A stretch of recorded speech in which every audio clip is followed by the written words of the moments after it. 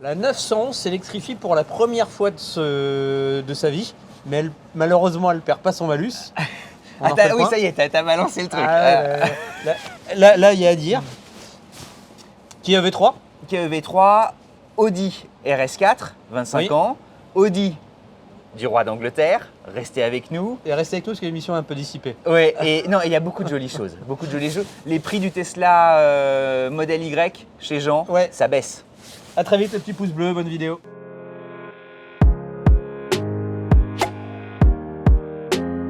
Événement. La Porsche 911 s'électrifie. Phase 2, hybride. Alors, il y a beaucoup de choses à raconter. Hein. Ouais, alors en vrai, c'est ni une grosse électrification. Pour ceux qui voulaient une Porsche 911 très électrique, c'est pas le cas. Pour ceux qui avaient peur qu'elle passe à tout électrique, c'est pas le cas non plus. Donc j'ai envie de te dire, c'est un peu un entre-deux. Même si c'est intéressant. L'ensemble de la communauté, pour résumer l'état d'esprit, se disait qu'on allait vers quelque chose, un hybride presque plug-in, à l'image de ce que Ferrari propose. Oui. Et qu'en France, ça permettrait de passer juste sous les radars du fameux malus de 60 000 euros. Non. Voilà. Bon, bah vous pouvez passer à l'autre actu. Alors, pour vous... c'est ça l'info. Alors, allez-y. C'est vrai que tu as tout résumé. Donc là, on est sur l'actuelle génération qui s'appelle Type 992. Donc en général, tu as une phase 1, une phase 2, qui est le restylage de MIDI. Donc là, on est sur la génération 2 de la 992. Qu'est-ce qui change? Elle gagne un peu tous en puissance. Donc par exemple, la Carrera classique, elle passe de 385 chevaux à 394 chevaux. Le 0 à 100 passe de 4 secondes 1 à 3 secondes 9. Ça ne changera pas ta vie. Mais la voiture est plus performante. Elle émet aussi moins de CO2. Elle consommera également moins d'essence. D'un point de vue design, c'est un restylage, donc c'est pas non plus. Les boucliers avant changent un peu. Je crois que ça ressemble un peu aux boucliers de l'ancienne génération de la Turbo qui deviennent de série.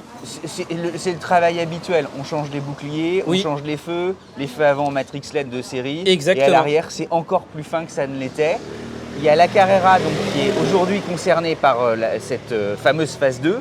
C'est la Carrera classique d'entrée de gamme qui est déclinée en fait dans différentes carrosseries, cabriolet, targa. Oui. En version 4 roues motrices si on veut. Et puis surtout, c'est la Carrera GTS qui, elle, ouvre le bal pour le coup de quelque chose qui s'apparente plus à du full hybride. Et ça s'appelle T-hybride avec deux moteurs électriques sur cette version-là. En fait, le bloc change. C'est-à-dire qu'avant, tu avais un 3 litres biturbo. Maintenant, tu as un 3 litres 6 avec un seul turbocompresseur.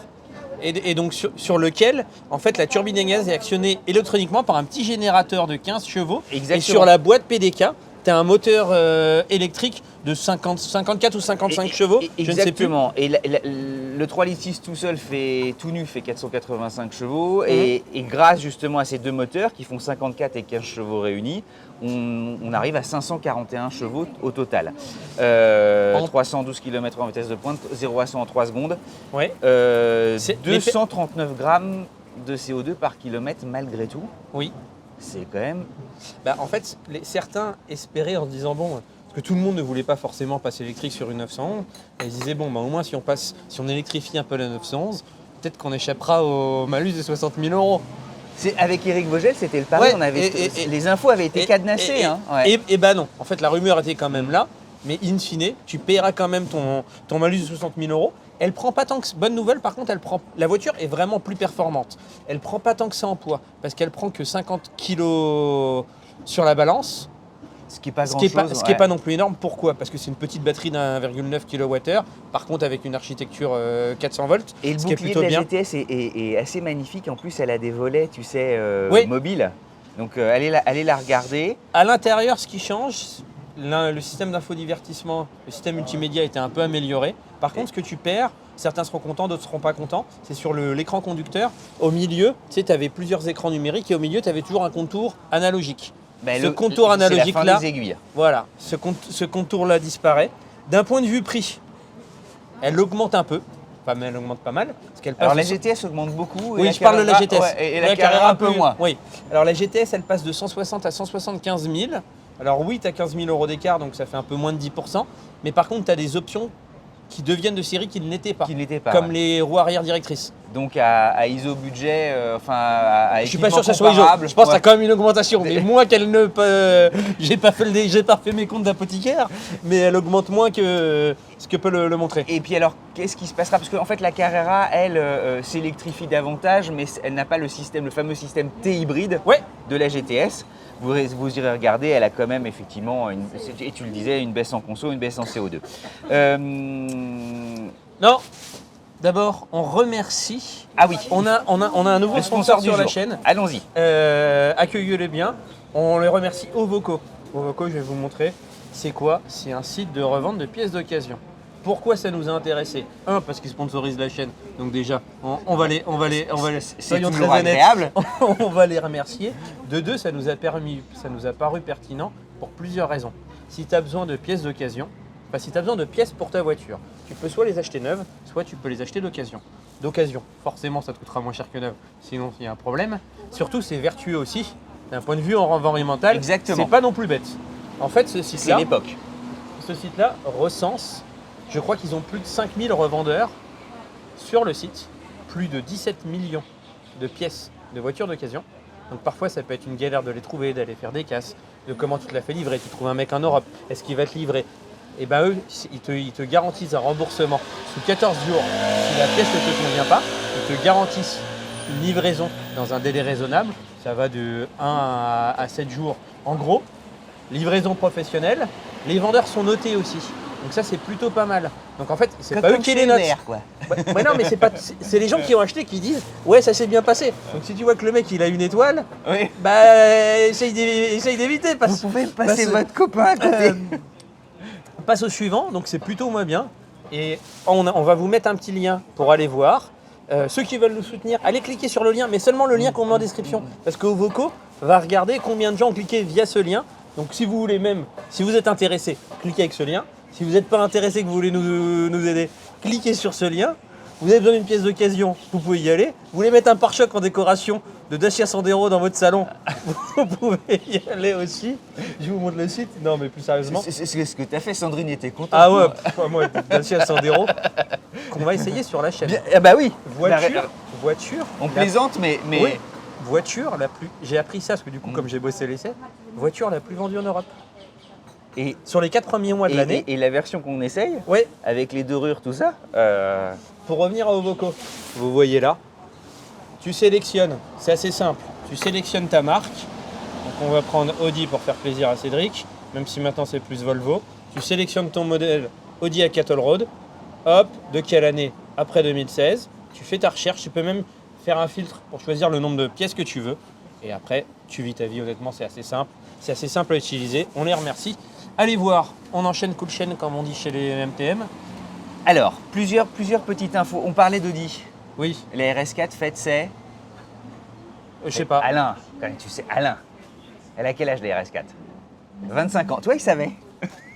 C'est vrai? Ah non. J'allais dire putain merde, même lui il sait. Moi je sais pas. Après, Verdun me fait non, t'inquiète. Elle fête ses 25 ans, elle est née en 99. Ouais.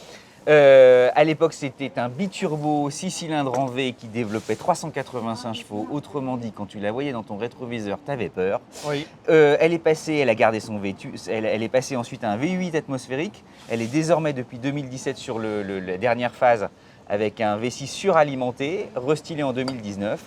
Et puis pour un dernier tour, voilà, une sorte de barreau d'honneur, avant qu'elle ne soit évidemment remplacée à la fin de l'année, la 4. 2025, eh bien, elle s'offre 20 chevaux supplémentaires. Elle passe de 450 à 470 chevaux. Ce qui, pour les puristes, est en dessous en fait, de ce que, par exemple, propose une M3 qui a 510 chevaux ou une C63 AMG qui en propose 680. Peut-être suffisant. C'est des écarts énormes, quoi, en fait, tu vois. Mais le 0 à 100 est à 3,7, tandis que les deux autres, ses rivales de toujours, sont à 3,6 et 3,4. C'est globalement dans un mouchoir de poche. Alors, qu'est-ce qu'elle a de plus qu'est-ce qu'ont les 250 exemplaires de plus pour les 25 ans? Probablement plus d'euros. Alors, à l'achat. En fait, un tout petit peu plus, mais c'est pas ça le problème. Le truc, c'est qu'elle a des pneus de course, des P0 qui sont quasiment des pneus slick. Et tu peux te les faire sur mesure. Bref, vous irez regarder sur le configurateur. tout est raffermi. Dire que c'était déjà bien dur, mais là c'est très très dur. Bref, résultat, c'est en vente. Il y a 10 unités en France sur les 250 qui seront produites. 158 000 euros. Parce qu'on est un gros pays. Collecteur auquel il faudra rajouter évidemment 60 000 de malus, sans compter le malus au poids si tu es livré après le 1er janvier 2025. Comme d'hab, on en prend deux l'édition. Voilà. Je reste juste 10 secondes sur Audi, enfin peut-être 20 secondes. Chronomètre. Le roi d'Angleterre. Le roi d'Angleterre, pour ses déplacements Qui a mis sa culette à quotidiens l'envers. et pas ses déplacements C'est vrai, d'apparat, je vais la a remettre à re-signé son contrat avec qui? Et alors c'est très très drôle. Audi. Pour 36 mois. l'endroit. Audi, Est-ce c'est à pas dire qu'il ne vrai. ferait pas de la location longue durée? J'ai fait Figure-toi, chez Jean. il est chez Jean. Non, et franchement, il a re-signé pour 36 mois, donc il doit la louer en location longue durée. Oui. Il a une Audi A8 L. TFI, Donc limousine. TFSIe avec les petites LED, les petits Police. gyros qui vont bien, tout intégré. Elle est bleu foncé. Elle a du bois. Intérieur beige. Et c'est le modèle que j'aurais choisi. Bon, bah, voilà. Voilà, vive le roi. Le roi a les mêmes goûts que toi, c'est pas toi qui as les mêmes Non goûts mais, que le roi. non mais c'est super chouette. J'enchaîne un peu. Kia EV3. C'était passé la semaine dernière, mais pile après qu'on ait mis le journal d'actu. Kia, attendons-nous à avoir pas mal de sorties 100% électriques. Pourquoi? Parce que si je ne m'abuse, ils avaient annoncé quand ils ont sorti le V6 qu'ils allaient sortir d'ici 2026 10 nouveautés électriques. Donc là, ce Kia EV3 que vous voyez, c'est marrant, on dirait un petit EV9. Le V9, c'est le... Il faudra d'ailleurs qu'on essaye peut-être un jour sur la chaîne. C'est le gros mastodonte de chez Kia. Bah Qui là, est on- super, on- vive les États-Unis parce qu'il est taillé évidemment pour la Californie. pour le marché hein. américain. Petit EV3, 4,30 m de long, 1,56 m de haut, 1,85 m de large. Il va aller chercher les Meganitech en France par exemple en termes de concurrence. Le Volvo X30, Et Smart Hashtag One. Oui, et comme il est dans une architecture assez carrée, que moi j'aime bien, après c'est les goûts, les couleurs, chacun se fera son opinion. Mais il se passe quelque chose. Mais hein, l'architecture assez carrée fait que je soupçonne qu'elle a une habitabilité plutôt Importante. bonne. Ceux qui ont été à World Premiere semblaient aller dans ce sens-là. Et tu as par exemple un coffre de 460 litres, ce qui est très correct pour la chez eux. Ah, catégorie. pour 4,30 m, c'est beau. Ouais, hein. et avec un frunk de 25 litres à l'avant. Le frunk, c'est le coffre à l'avant. C'est le coffre à rien à voir avec la puissance du Havre. Pour Ouais. ceux qui ont encore la ref. Il y a Alain à la ref, mais je vais arrêter de la faire celle-là. Et aux États-Unis, généralement, quand on fait un barbecue en pleine nature, ils ouvrent le coffre, ils mettent des glaçons dedans, pour les bières. et ils mettent les bières. Ouais. Voilà. Motorise- Vive Budweiser, quoi. C'est... Motorisation de 104 chevaux, ça te fera le 0 à 100 en 7 secondes 4 ou 7 secondes 7 si tu prends la 104 grosse. chevaux, c'est... 204 Ah, chevaux. 204, pardon. Ouais. Oui, C'est moi 104, qui- c'est un non, peu- mais c'est... Ouais, 104, c'est. Bah, Elle doit pas être légère, on va j'ai se pas faire, le poids. on va mais... se faire sponsoriser par Écoutez Voir, tu vois. Deux niveaux de batterie, 58 kWh, on est dissipé encore aujourd'hui entre l'émission de la semaine dernière. Mais c'est lui qui Et arrête cette pas de faire émission, des on est dissipé. blagues. Mais t'as vu comment il est? Donc deux niveaux de batterie, 58 kWh pour 410 km d'autonomie et l'autre qui sera 80 kWh pour 560 km d'autonomie. Ce qui est pas mal, c'est que tu auras le mode one pedal. Moi je trouve que c'est plutôt agréable sur une voiture électrique. La recharge c'est pas foufou mais c'est plutôt correct. 102 kWh en courant continu pour la petite batterie, 128 pour la grosse. Le nerf de la guerre cool. pour permettre de juger c'est à combien elle sera. Comme les prix n'ont pas été encore communiqués, pour le moment on ne sait pas. Donc sur le papier ça a l'air intéressant. Si c'est à 32 000 euros, ça sera super. Si c'est à 92 000 euros, ça sera forcément un moins peu bien. moins. Voilà. En parlant de prix, Oui, Jean Pagési, que vous connaissez tous, PCA Service, Ouais. le patron. premier courtier en location de longue durée en France. Faudrait qu'on lui fasse un jingle. Tin, L'offre du genre, ouais. tin, tin, tin, tin, tin, tin, tin, tin, tin, On est tin, dissipé tin, aujourd'hui. tin. Pour la première fois, il a des prix sur les Tesla, C'est des solennel. prix sur les loyers qui sont... Ah ben, non mais c'est rarissime. D'habitude, lorsque tu commandes ta voiture, les prix de Jean et les prix de l'ensemble des courtiers sont identiques Ah, si, au de- prix de du site Tesla. internet. Voilà, il Ok. n'y a pas d'exception. Eh bien, là, ça change.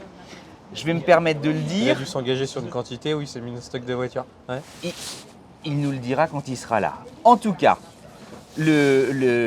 aujourd'hui, en location longue durée réservée pour les professionnels, sur le site Tesla, une Model Y propulsion est à 707 €. Eh bien, Jean, grâce à PCA, a réussi à négocier des loyers bien plus avantageux avec un écart. Alors, ce sera au cas par cas, mais pouvant aller jusqu'à une économie de 80 € par mois sur ces Donc ça 707 fait euros. 10%.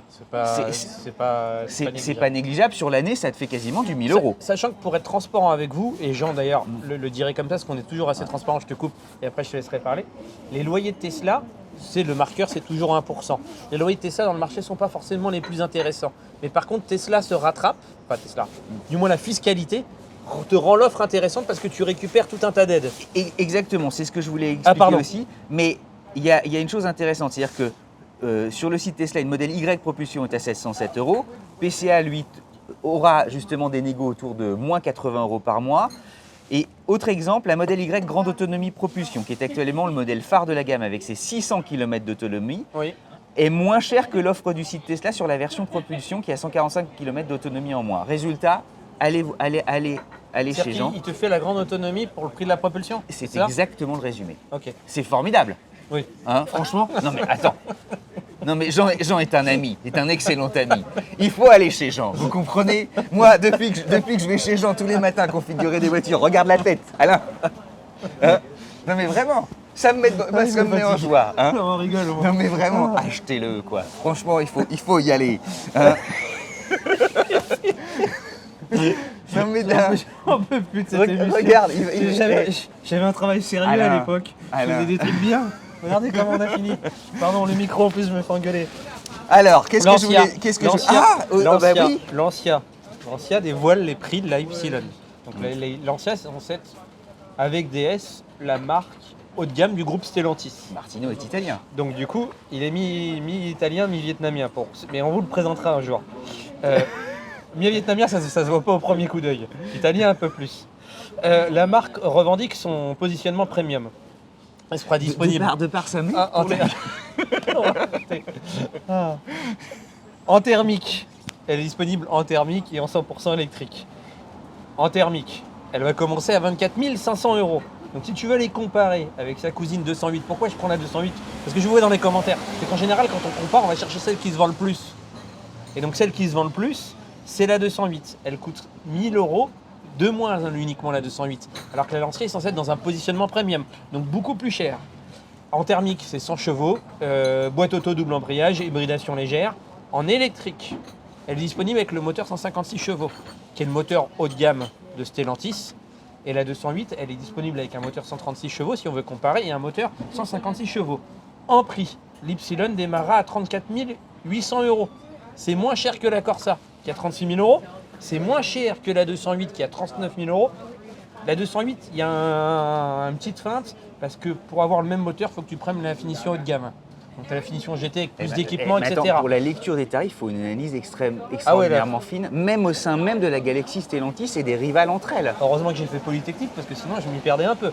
Et donc du coup, si tu compares, si tu prends la finition haut de gamme de l'Ypsilon, pour comparer avec la 208, et avec ce moteur est proposé qu'en finition haut de gamme, dingue, ouais. l'écart est que de 200 €.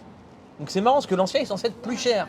Et finalement, quand tu regardes... Alors tant mieux c'est pour plutôt- l'Ancia, Oui, mais tant pis pour la 208. Enfin, tu vois, j'essaie de comprendre la logique de marque et du pricing. Pour rester sur... Pardon, vas-y. J'ai pas fini. Pour faire un récap pour ceux qui n'ont rien compris, parce que j'ai pas été clair. En gros, l'essence, ça commence à 24 500 €. L'électrique, ça commence à 34 800 €. Ça va jusqu'à 39 500 € pour 400 km d'autonomie. Là où je n'ai pas fini, c'est qu'ils annoncent une version HF. Donc c'est de la version Sport, sport de chez Lancia. légendaire. 240 chevaux, 0 à 100 en 5 secondes 8. Pas d'infos sur l'autonomie. C'est probablement la même mécanique, donc la même autonomie que la barre 100% 600 E. électrique. Troisième annonce, et après je vous laisse tranquille avec l'Ancia. Ils reviennent en rallye. Ils reviennent pas, je suis pas le pro du WRC, ils reviennent pas dans la catégorie Rennes, ils reviennent dans une autre catégorie avec un petit 3 cylindres que tout le monde aime bien, en 1,2 litre, poussé à 212 chevaux, boîte manuelle vent dans le dos, et c'est tout pour moi. Toujours chez Stellantis. Je me fais gronder par là pour le micro. Annonce officielle hier Oui. de Carlos Tavares qui explique que la Fiat 500 électrique, normalement, Il a ça en diesel. en hybride. D'accord. Alors, c'est très intéressant parce que les commentaires vont bon train. Certains disent, on constatait qu'effectivement, la Fiat 500 100% électrique, n'atteint pas ses objectifs. Normalement, c'est 90 000 voitures annuelles. L'usine était à l'arrêt, je crois. Alors, justement, parce qu'ils n'ont fait que 77, ils ont honoré que 77 000 commandes au lieu de 90. Ce qui n'est pas non plus un succès considérable. Oui.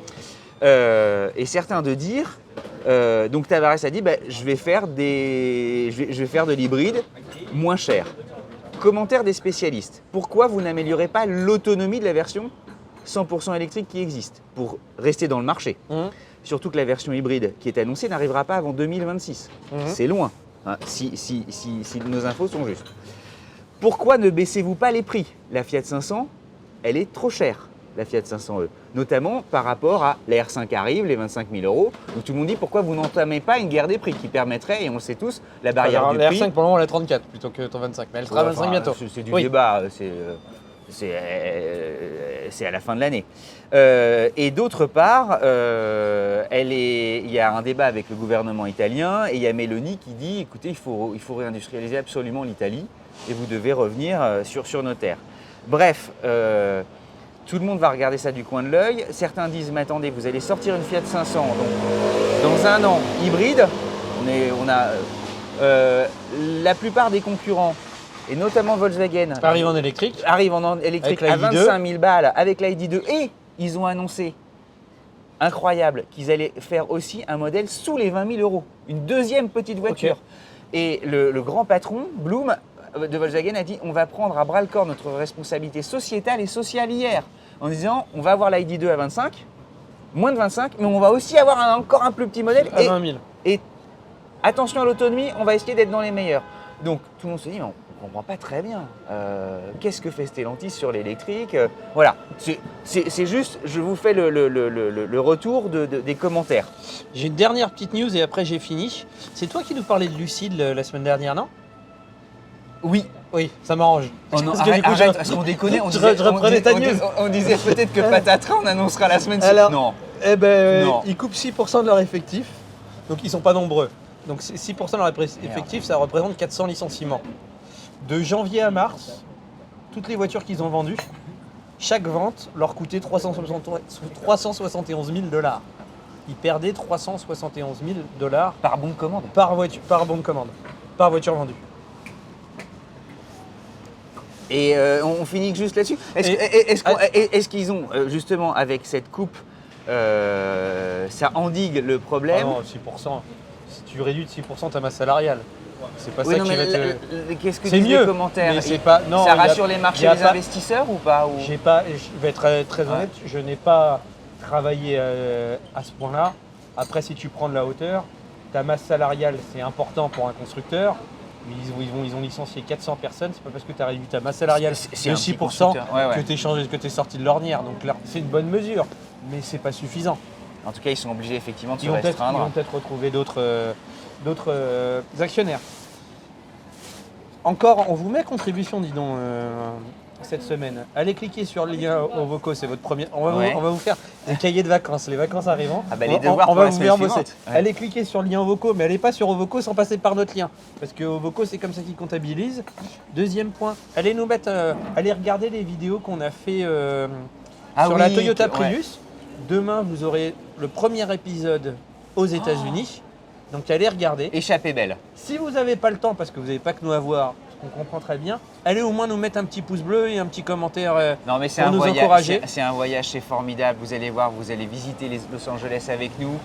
Vous allez surtout parler de la Prius et de son extraordinaire aventure grâce à Leonardo DiCaprio. Oui. Vive Beverly Hills, vive Hollywood. On va déménager là-bas. Hein, bah, ce serait génial. Moi, j'adorerais. Enfin, nos femmes adoreraient, je pense. Moi, je sais pas. Los Angeles, il y a des parties, c'était quand même... ce qui fait bizarre, c'est là on dévie un peu, mais tu as l'opulence qui côtoie les 5 Provotrés. Moi, j'étais pas si... En fait, je dis ça, moi, je préférais San Francisco, si on devait déménager. Dans tous les cas, il y aura Tokyo aussi. Et là, Tokyo, par contre, je pense qu'il trouve c'est génial. Et c'est exotique. Voilà. C'est exotique. Non, un dernier petit truc. Oui. Permets-moi d'en finir. L'électrique a-t-elle une âme? Pourquoi je dis ça? Allez regarder une vidéo sur YouTube du nouveau Jeep Wagoneer S qui fait face au Tesla Model Y. Ils sont tous les deux sur ligne de départ comme s'ils allaient faire évidemment un kilomètre départ arrêté. La pub est géniale parce qu'elle se conclut par une interrogation. Chacun évidemment après avoir étudié l'ensemble des performances, le 0 à 100, l'autonomie, tout ça, Jeep dit, nous, notre vraie compétition, c'est l'âme. Et c'est magnifique pour du 100% électrique. Ça veut dire qu'ils vont essayer de travailler leur propre moteur pour donner et insuffler un semblant, tu sais, d'émotion, là où entre deux 4 cylindres, certains 4 cylindres procuraient évidemment un truc. Tu vois, chaque moteur a ses âmes, a son âme, pardon. Et bien là, c'est ce qu'ils disent. Ils disent, nous, voilà, la compétition avec l'électrique, c'est l'âme. Je voulais qu'on finisse là-dessus. Pardonnez-moi d'être un peu long. La bise à mamie, le petit pouce bleu, le commentaire qui va bien et à très vite. À demain du moins. Ah bah à demain. On a beaucoup de choses.